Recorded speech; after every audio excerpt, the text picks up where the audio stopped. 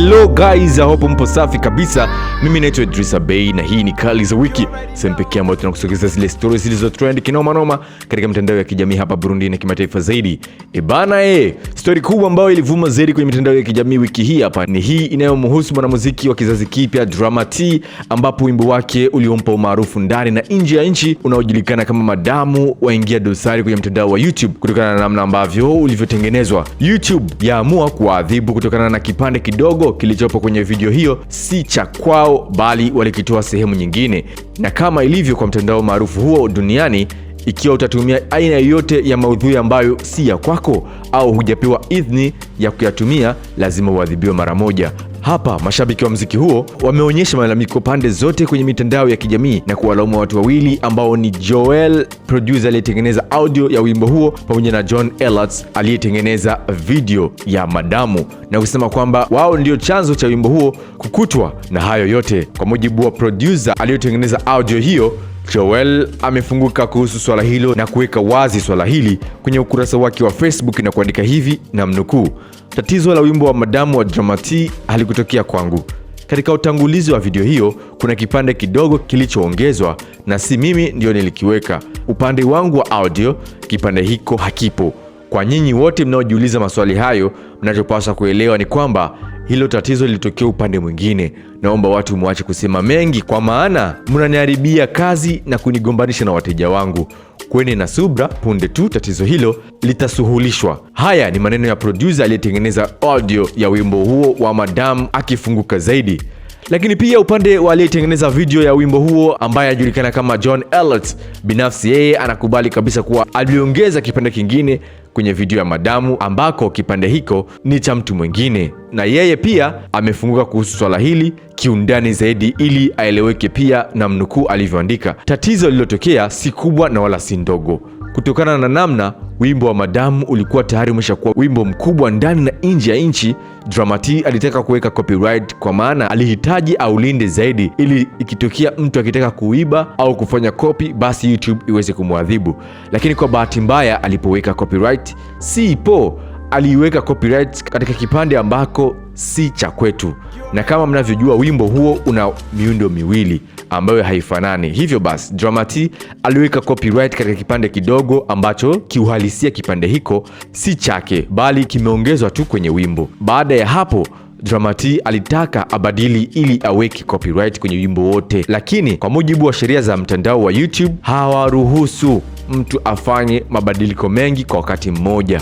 Hivyo basi YouTube walimwambia kusubiri kwa takribani masaa kati ya 48 na 72 ili aweze kufanya mabadiliko. Hali ndivyo ilivyo kwa sasa. Haya, tunasubiri ili mambo yaelekee kwenye nafasi nzuri, amesema hivyo John Elats. Kumbuka kuwa wimbo huu wa Madamu wa Drama T ulikuwa tayari ulishafanikiwa kufikisha zaidi ya watazamaji kwenye mtandao wa YouTube milioni 3, na unachukuliwa kuwa wimbo wa kwanza ambao umetazamwa na watu wengi kwa muda mdogo kuliko wimbo wote au wa mwanamuziki wote hapa nchini Burundi.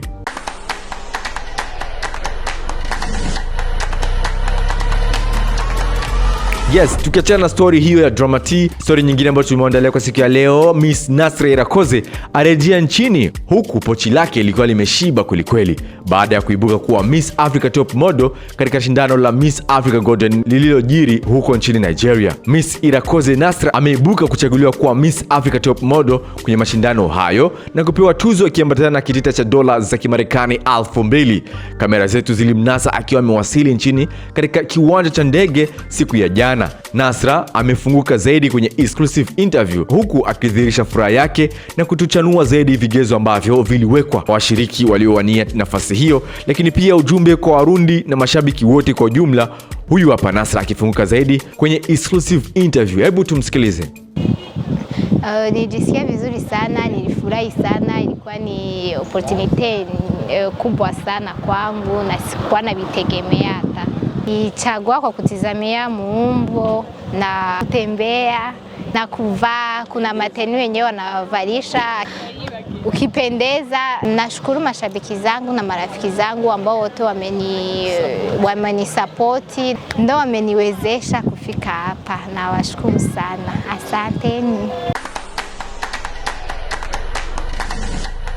Ikiwa wanamuziki wa hapa Burundi wanateseka na kutafakari mustakabali wa muziki wetu kusonga mbele ili wawe miongoni mwa watakaosikilizwa zaidi kimataifa zaidi, na hadi sasa kukikosekana majibu sahihi kwenye swala hili, mwanamuziki mashuhuri na mwenye uzoefu mkubwa hapa nchini Burundi ambaye pia ni mmiliki wa albamu pendwa zaidi mwaka wa 2022, The Champion Boy Andy Mwag, yeye upande wake anaona kuwa wanamuziki wa Burundi hawapaswi kubaki wanatumia lugha moja katika kila wimbo ambao wanauachia, bali wajaribu pia kubadili lugha, watumie lugha za kigeni ambazo zipo kimataifa zaidi, huku akisema kuwa kutumia lugha moja ndio sababu kuu inayopelekea muziki wa Burundi kutukuvuka mipaka na kubaki humu nchini Burundi. Huyu hapa Andy Mwag akifunga zaidi mbele ya kamera zetu za Kali za Wiki.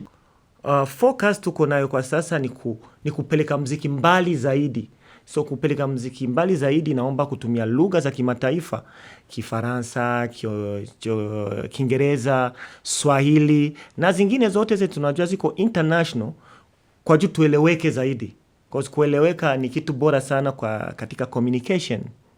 Ni vizuri sana kuchanga lugha.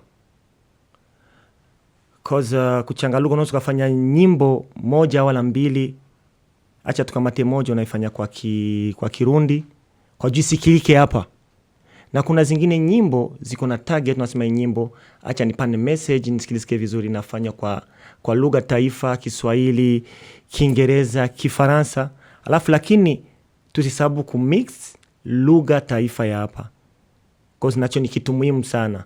Unatia Kirundi, watu waelewe. Kwa juu kama mtu kunafuata katika zile ma TV trace nini, anapasha jiuliza, hapa ametaka imba nini?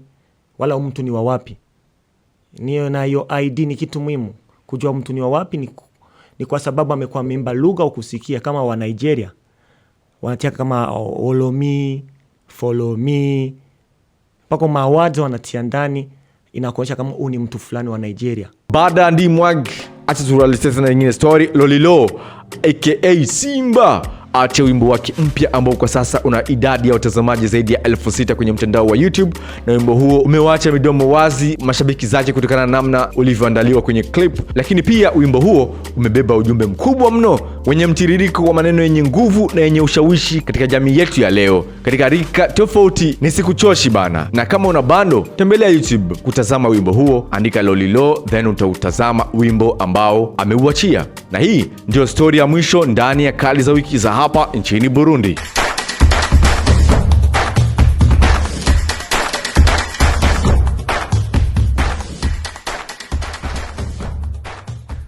Yes, tukiingia kimataifa zaidi, story iliyo trend kinoma kwenye mitandao ya kijamii ya nchini Tanzania kupitia ukurasa wake wa Instagram, msanii wa Bongo Flava na CEO wa lebo ya Konde Gang Harmonize TZ amewavamia wasanii wenzake wapunguze nyimbo za pombe. Harmonize ameongeza kuwa sio watu wengi wanakunywa pombe, ila nyimbo za kuhamasisha pombe zimekuwa nyingi sana. Nikimnukuu, ameandika haya yafuatayo: wasanii punguzeni nyimbo za pombe, msidhani hii nchi kila mtu ni mlevi, hata tunaokunywaga Jumatatu hatunywi tukizisikia nyimbo za pombe kama unatonesha kidonda, hasa Januari hii. So baada ya Harmonize kuwaomba wasanii wenzake waache kuimba nyimbo za pombe, Rayvanny pia amemjibu Insta story yake kumwambia haya yafuatayo: una ngoma ya pombe iliyowahi kuhit, sasa utaongea nini kuhusu mawe ya pombe? Akamalizia na tusi, lakini hapa Mr. taja chochote na hashtag nitongoze video soon. Huyu ni Rayvanny. Wawili hawa walionekana kuwa na bifu kubwa, ambapo kupitia vita ya maneno yanayoendelea kati ya Rayvanny na Harmonize mitandaoni, Rayvanny pia amefichua siri kuwa ameilipa lebo yake ya zamani ambayo ipo chini ya Diamond Platnumz WCB kiasi cha bilioni 1.3. Ameandika haya yafuatayo kupitia Insta story yake: you paid Wasafi 600 million, umelia kwenye media zote mzee. In case you don't know, I paid Wasafi 1.3 billion. Ukihisi naongeza sifuri, fatilia au nenda Basata ukaulize, na umeona nimeongea wapi? Money is nothing to me. Kikubwa ni heshima, kitu ninachokithamini. Ukiona siku nimeongea, ujue nimekosewa heshima to the maximum. Hii ilikuwa ni story iliyo trend kinoma katika mitandao ya kijamii Bongo, yani Tanzania. Hebu tutoke bonga kidogo, tuelekee kimataifa zaidi na zaidi na zaidi. Story iliyogonga vichwa vya habari duniani kote ni story iliyowakutanisha mastaa wawili wa dunia, Lionel Messi pamoja na Cristiano Ronaldo. Paris Saint-Germain imeibuka jana na ushindi wa mabao 5-4 dhidi ya nyota kutoka ligi ya Saudi Arabia walioongozwa na nahodha Cristiano Ronaldo katika mchezo wa kirafiki uliopigwa katika dimba la kimataifa la Fed huko Riyadh, Saudi Arabia.